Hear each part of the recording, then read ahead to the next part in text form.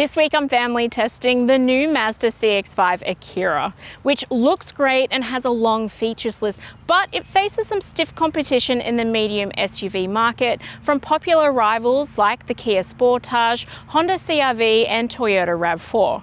Keep watching to see just how it's fared after a week with my family of three.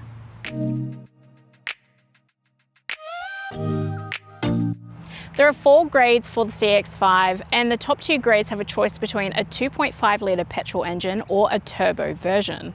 The test model on test here today is the flagship Akera with the turbo petrol engine. This particular combination will cost you $55,000 before on-road costs, which positions it more towards the top end of its rivals, but the new CR-V is a tad more expensive.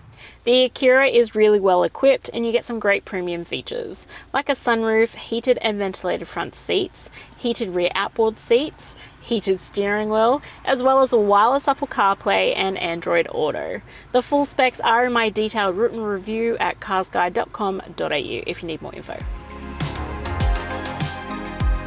The Mazda CX-5 hasn't seen much change to the exterior other than a more horizontally styled grille.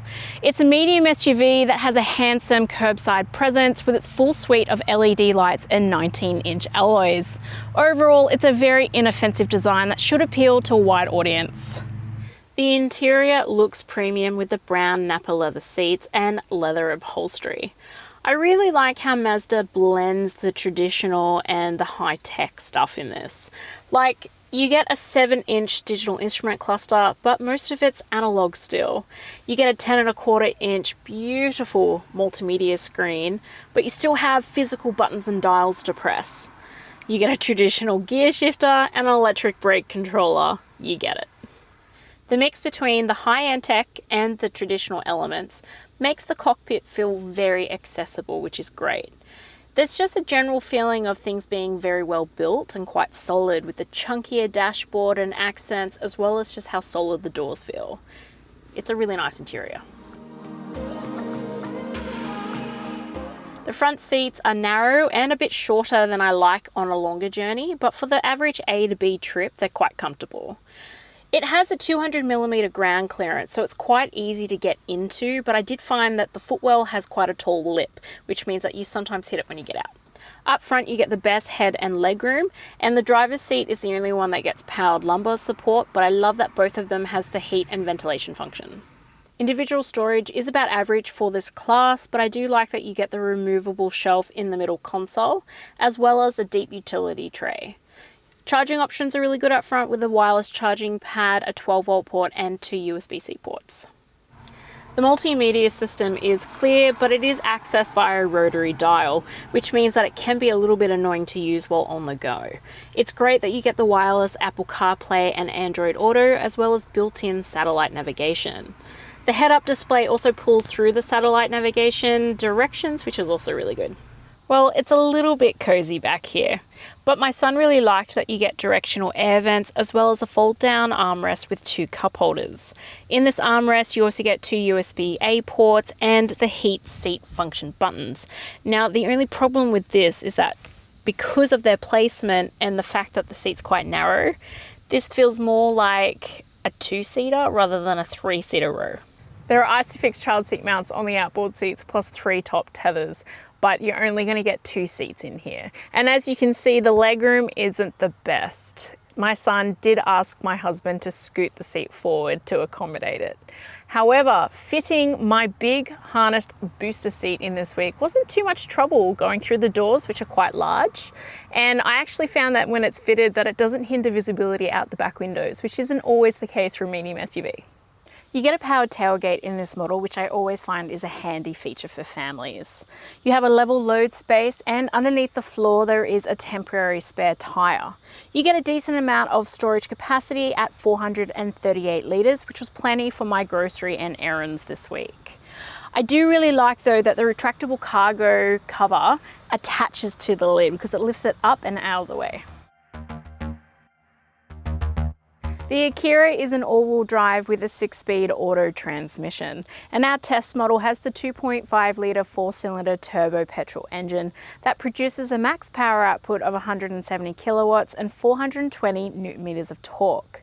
The turbo ensures that it never feels sluggish even when you're hitting hills.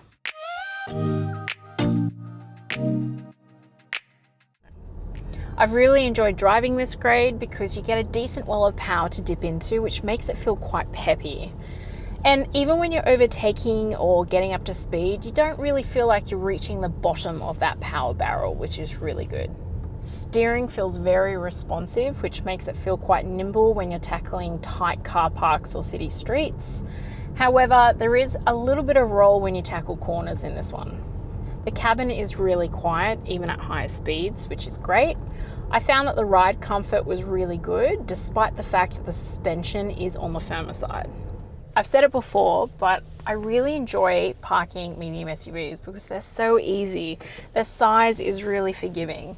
And the Akera is no different because it has an ultra clear 360-degree view camera system, as well as front and rear parking sensors. There's no guesswork when parking with this. The compromise for getting that extra power with the turbo means that your fuel efficiency does take a hit.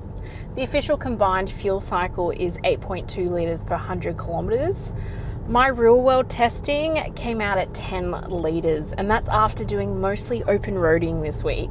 I was a bit disappointed because it's quite a thirsty girl, but I would expect that figure to be higher in an urban setting. Based on the official combined cycle and the 58 litre fuel tank, expect to see a driving range of around 784 kilometres, which is still reasonable for the odd road trip.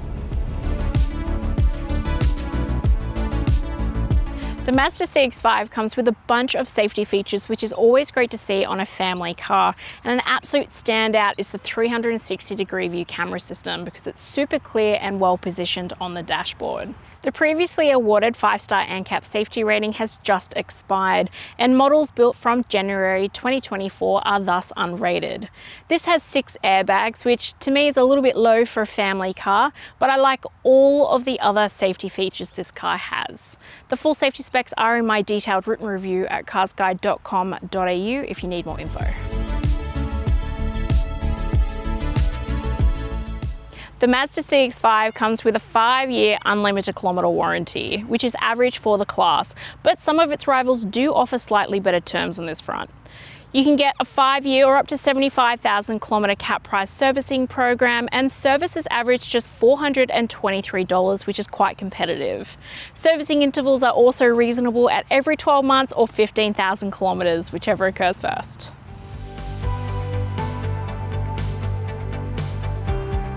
The Mazda CX-5 Akera G35 offers small families a great host of premium features, as well as solid handling and power, all in an attractive package.